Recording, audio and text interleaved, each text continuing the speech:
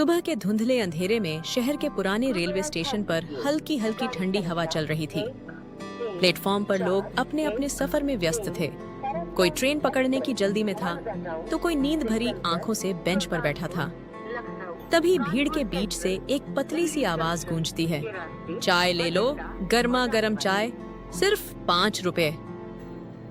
वह आवाज थी राजू की, एक दुबला पतला गरीब लड़का जिसकी उम्र तो खेलने कूदने की थी, लेकिन हालात ने उसके हाथ में किताबों की जगह चाय की केतली थमा दी थी। फटे पुराने कपड़े, पैरों में घिसी हुई चप्पल, लेकिन आंखों में मेहनत की चमक थी। तभी एक चमचमाती कार से उतरा एक अमीर आदमी जल्दी जल्दी प्लेटफॉर्म की तरफ बढ़ा। राजू ने उम्मीद से उसकी तरफ कब बढ़ाया। सर चाय ले लीजिए, दिल से बनाई है।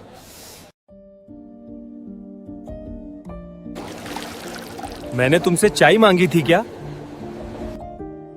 सुनकर सब चुप रहे, लेकिन राजू की आंखें भर आईं। उसने कुछ नहीं कहा, बस टूटी हुई केतली उठाई और धीरे से अपने आंसू पोंछ लिए। राजू हर दिन सुबह 4 बजे उठता था। उसकी छोटी सी झोपड़ी स्टेशन के पीछे वाली बस्ती में थी, जहां टीन की छत से बारिश में पानी टपकता था और सर्दियों में हवा सीधी अंदर चली आती थी। उसकी माँ कई महीनों से बीमार थी। खांसी इतनी बढ़ चुकी थी कि रात रात भर सो नहीं पाती थी। घर में दवाइयों की शीशी आधी खाली पड़ी रहती और चूल्हे के पास रखी पुरानी केतली ही उनके घर की सबसे बड़ी उम्मीद थी। राजू रोज सुबह माँ के लिए पानी गर्म करता, उन्हें दवा देता, फिर जल्दी जल्दी चाय बनाकर स्टेशन की ओर निकल पड़ता। एक कोने में उसकी पुरानी स्कूल की किताबें धूल खा रही थीं। कभी वह भी पढ़ना चाहता था, बड़ा आदमी बनना चाहता था, लेकिन गरीबी ने उससे बचपन छीन लिया था। माँ अक्सर प्यार से कहती, बेटा, हालात चाहे जैसे भी हों, मेहनत और ईमानदारी कभी साथ नहीं छोड़ते। राजू हर बार मुस्कुराकर कहता, एक दिन देखना माँ, मैं सब ठीक कर दूंगा। स्टेशन पर एक बड़ा चाय का ठेला भी था, जिसका मालिक था महेश सेठ। मोटा पेट, ऊंची आवाज और दिल में घमंड भरा हुआ। पूरे प्लेटफॉर्म पर उसकी दबंगई चलती थी। उसे यह बिल्कुल पसंद नहीं था कि राजू 5 रुपए में अच्छी चाय बेचकर लोगों का दिल जीत रहा था। कई यात्री महेश की महंगी और फीकी चाय छोड़कर राजू की चाय लेने लगे थे। यह बात महेश सेठ को अंदर ही अंदर जला रही थी। एक दिन उसने राजू का रास्ता रोक लिया। आंखें तरेर कर बोला, ओए लड़के, ये जगह मेरी है। अगर कल से यहाँ दिखाई दिया ना, तो तेरी ये केतली और तेरा पूरा सामान तोड़ दूंगा। राजू डर गया, लेकिन उसकी मजबूरी उससे बड़ी थी। उसने हाथ जोड़कर कहा, सेठ जी, मेरी माँ बीमार है, मैं बस 2 वक्त की रोटी के लिए चाय बेचता हूँ।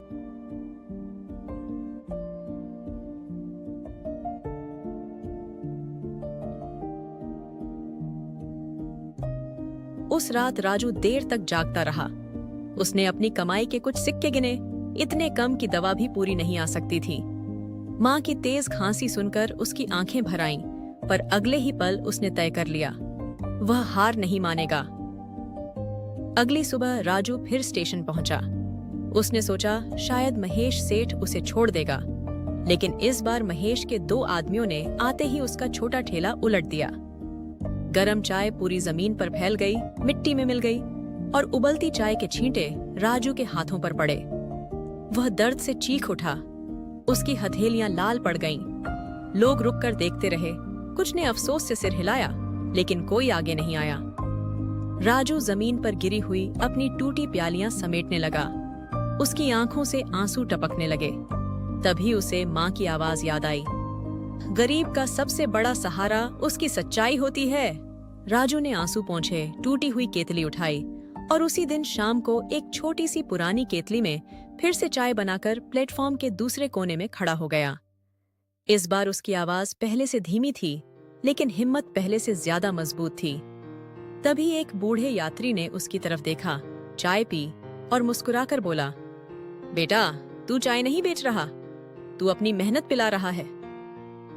यह सुनकर राजू की आंखों में चमक लौट आई।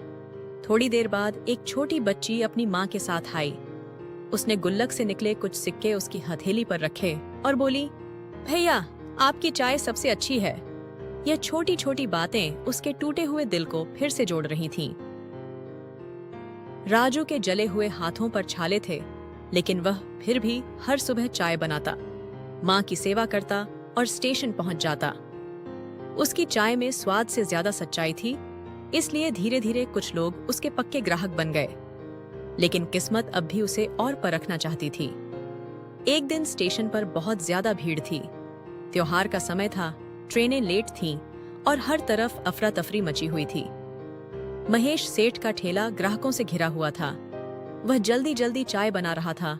गैस का सिलेंडर खुला पड़ा था और जल्दबाजी में उसका ध्यान बिल्कुल नहीं था। तभी अचानक एक तेज चिंगारी निकली, गैस के पास आग भड़क उठी और कुछ ही सेकंड में महेश के ठेले में लपटें उठने लगीं। लोग घबराकर इधर उधर भागने लगे। कोई चिल्ला रहा था, कोई अपना सामान छोड़कर भाग रहा था।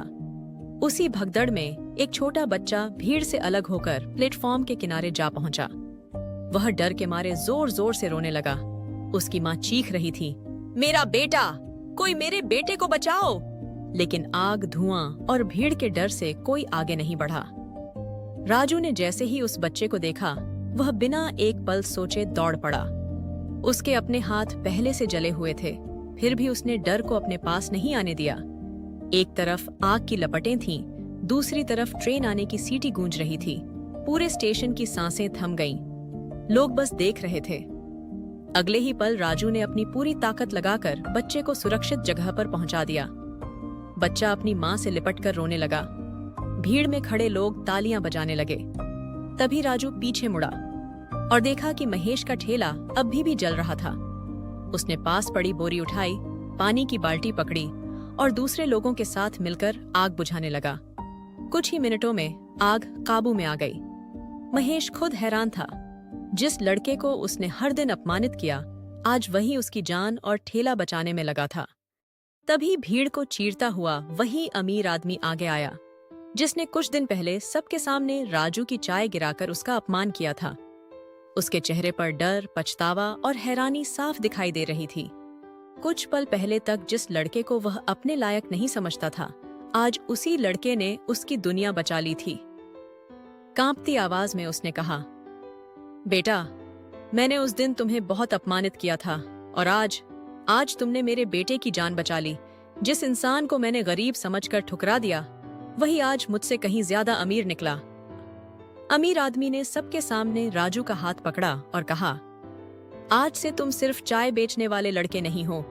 मैं शहर में अपना नया बड़ा कैफे खोल रहा हूँ और उसका पहला पार्टनर तुम बनोगे। क्योंकि चाय बनाना बहुत लोग जानते हैं, लेकिन इंसानियत मिलाना हर किसी के बस की बात नहीं। कुछ महीनों बाद उसी शहर में एक नया कैफे खुला, राजू टी कॉर्नर। बाहर लंबी लाइन लगी रहती थी। दीवार पर एक पुरानी केतली सजी हुई थी, वही केतली जिससे कभी एक गरीब लड़का प्लेटफॉर्म पर 5 रुपए की चाय बेचता था। अब राजू साफ सुथरे कपड़ों में, चेहरे पर विनम्र मुस्कान लिए खुद ग्राहकों को चाय परोसता था। उसकी माँ अब ठीक हो चुकी थी। नए छोटे से घर की खिड़की के पास बैठकर वह अपने बेटे को देखती और आंखों में गर्व के आंसू भर लाती।